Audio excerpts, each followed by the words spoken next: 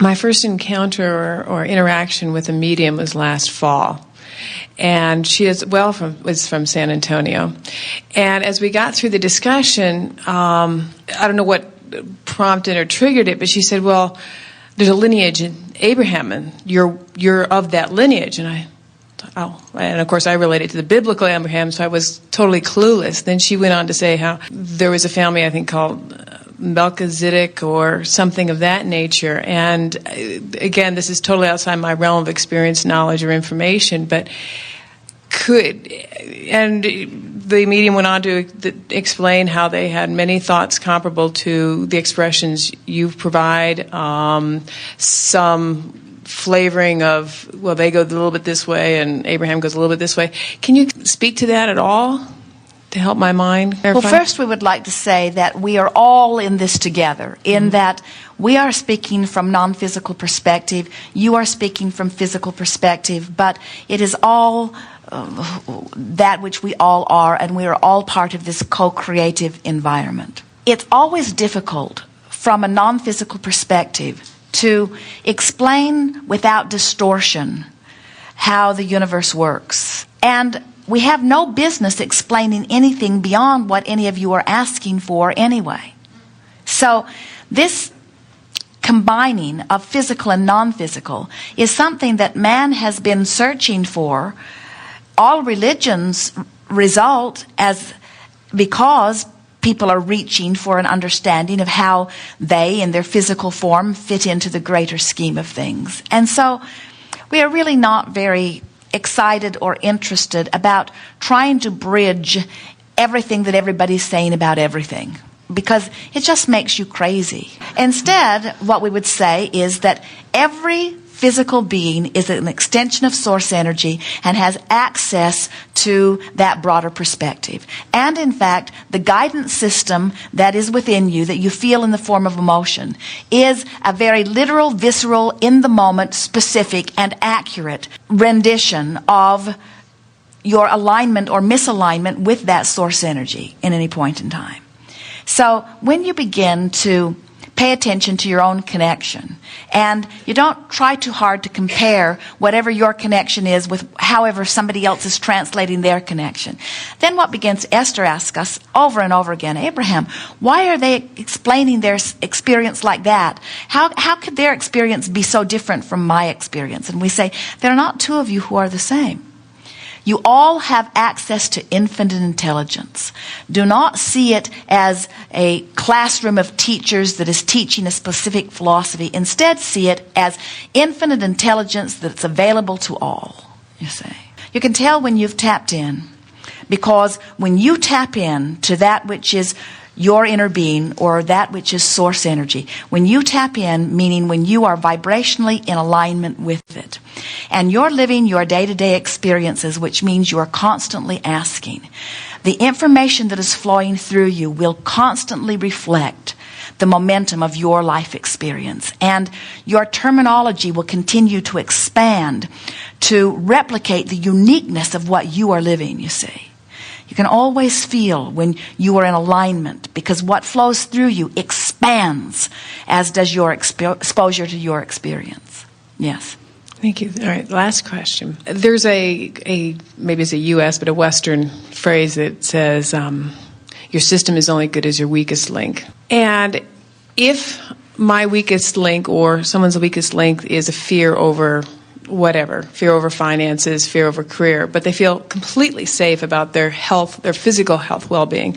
They feel completely safe about traveling in a car. They're other than that, they have no worries. They have inordinate amount of trust and utter trust in that they're absolutely fine.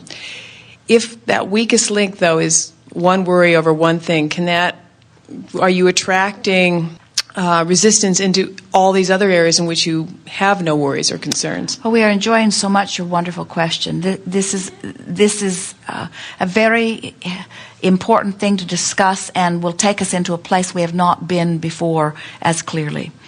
Rather than, in physical form, you're only as strong as your weakest link. Now, that's something very familiar, isn't it? And it makes sense in many regards. But when you try to apply it to this, it is unsettling. We would use a little different terminology, and as we speak these words, you will feel the different emphasis. It is not the weakest link that hinders you. It is the dominant beating of it.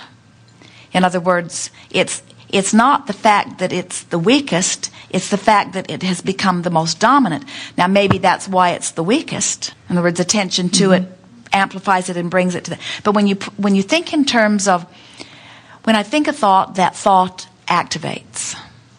And if I think it often, it activates often, and then it becomes a dominant vibration. And dominant vibrations are strong points of attraction. So you could have 10 aspects of your life, 9 of them not going very well, and 1 going really well. And if that one that's going really well has most of your attention, then you're going to be living a wonderful life, and those other 9 aspects have to begin to reflect the allowing. In like manner, if you could have 9 things going really well and 1 thing going wrong, and you could be focused upon the 1 thing that's going wrong so much that you could not activate well-being in any of them. In other words, the thing that's going wrong is causing resistance within you. Most people, however, have the ability to change subjects, to focus upon other things. Most of you are not singly focused. But that is the reason that we are wanting to guide you a little bit toward, not a little bit, but incessantly, toward caring about how you feel first. Because when you care how you feel, then you are not, as so many people are, most physical beings find what's wrong and focus on it and try to fix it, not realizing that the attention to it causes unnecessary resistance in their vibration that then does bleed out over other things. The reason we're answering your question so carefully is because it is possible for you to vibrate in appreciation on one subject and in despair on another subject. And it just depends upon how often those subjects are activated within you. What we like to encourage you to play with is the idea that every subject that is possible or that you've ever experienced is really 2 subjects, what's wanted and lack of it. So when you pick up the stick subject, a subject, pretend it's a stick with 2 ends on it, of wellness, well, wellness is on one end and illness is on the other, but it's the same subject, but it's very different vibrations. So these different categories that you were talking about could reflect the different sticks. And what we're encouraging is that anytime you have something that's moving through your mind and moving through your conversation, that means it is active. And now your work, if we were standing in your physical shoes, our quest would be to move up the vibrational meter on it to make sure that we've practiced ourselves into a good feeling place on all sticks. The other night, Jerry and Esther were in the hotel room in Portland, and they were sleeping, and Esther awakened thinking that she was hearing her cell phone ring. And then she sort of went back to sleep, and then she thought she heard it again. And she sort of went back to sleep, and then she thought she heard it again, and now she's awake enough that she's feeling concerned that her cell phone is ringing in the middle of the night. In other words, so that means there was some old residual there somewhere, or she would not have had a moment's worry about it. She would have just said, will I answer it, will I not answer it? But as she answered it, it was with some sense that something might be going wrong. And it was a stranger, a person that she did not know, on the other end of the phone, crying and saying, please help me. I need an angel. Please help me. And Esther said, okay, what can I do? And this young man is saying, I am lost. I have run away. I don't know where I am, and I'm bleeding. And will you help me? Will you help me? Will you help me? And Esther said, yes, I will help you. Look around, and what do you see?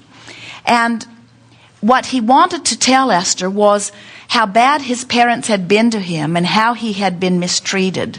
And he was so lost in the despair of his moment that even though he had someone capable and willing of helping him, he could not elicit the help from her because he was so involved in explaining how unfairly he had been treated. And so Esther listened to him and said to him, do you have family? He said, well, I called you. You have my mother's telephone number. And Esther said, what number did you dial? And he told her the number but the area code was different than the area code he had dialed. The rest of the number was the same. She tried to explain to him that if he would hang up and dial again and dial the numbers that he really thought that he was dialing, that he would reach his mother. And at that point, he began explaining again how his parents did not love him and how his parents would not. So he could not even make the telephone work because he was so convinced that what he wanted could not come about. But instead, the fairies of the universe had him dial Esther. So Esther said to him, is there anything around you? Can you knock on a door? Is there any place that you can ask someone where you are? And Esther can hear him knocking on a window. And then he says, where am I? And Esther hears a person say, you are at 1025 South Frio Street in San Antonio. And Esther is writing it down. And then Esther said, I will call your parents and tell them where you are. And he says, how will you reach my parents? You don't know where. Do you live next to my parents? My parents will not listen to you. And are you going to help me? Are you going to help me? And Esther said, stay right there.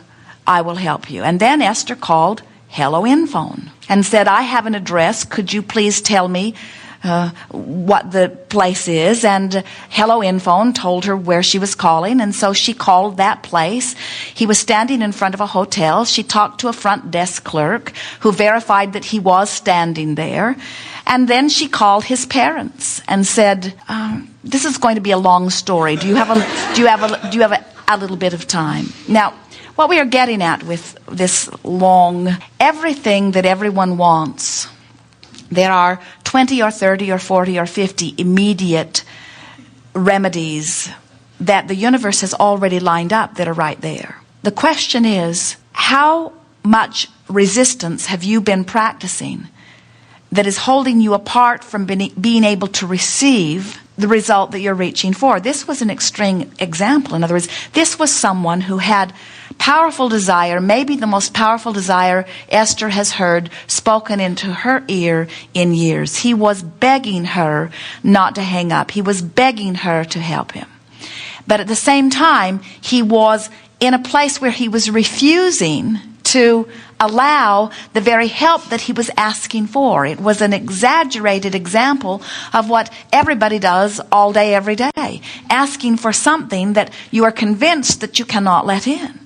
So when Esther reached his house, which was 400 miles from where he was, the young man who answered the phone did not even want to talk to Esther until she told him his name. She said, are you so-and-so? I think I'm talking to your older brother. May I speak with your mother or your father? Well, they are asleep, he said.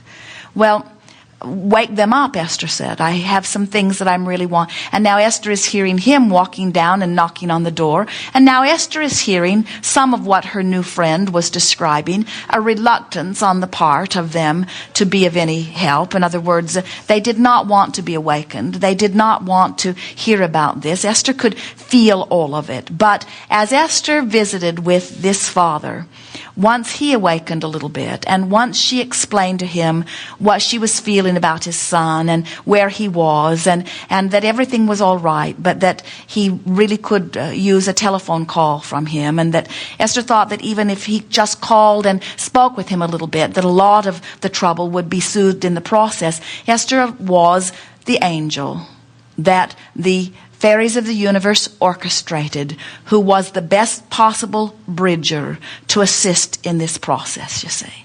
And so it's a long story, but the reason that we are getting to it in this way is because physical man is asking for all kinds of things that sometimes he's ready to receive and sometimes not ready to receive. Esther said, Abraham, why don't you guys get your story straight? Why aren't you all telling the same story? Why are so many people killing each other over religion every day as we are confused and in competition about who has the truth? And we said, if all students were in the same place, then all teachers would be saying the same thing.